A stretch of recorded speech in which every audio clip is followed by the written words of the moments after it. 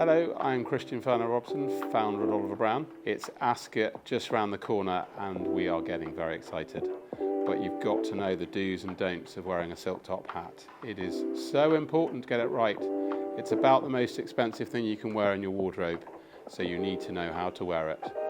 And so I'm going to give you some advice. It's got to be flat on your head, ½ inch between the ear and the hat. Not forwards, not back. And we try to say don't wear it with sunglasses. But if you're blind like me, you probably need them.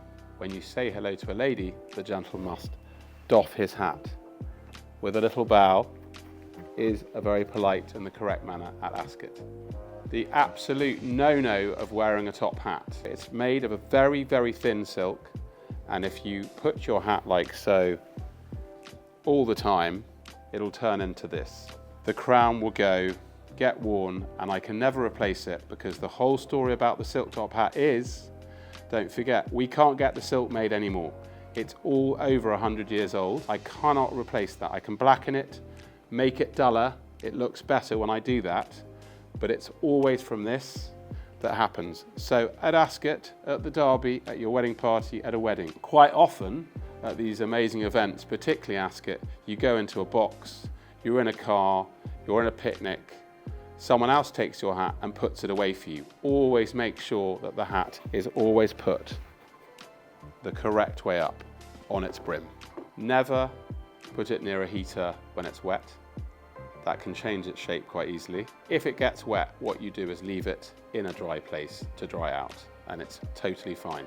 Do not worry if it gets totally soaking. It is a hard-shelled hat. If you've been in consistent water like 3 years ago at Ascot, it could change shape, bring it back. We did a lot of refurbs then. It's what we do, it's what we're good at. Don't try and do it yourself. And to keep your hat shiny, what you use is one of the Oliver Brown velvet pads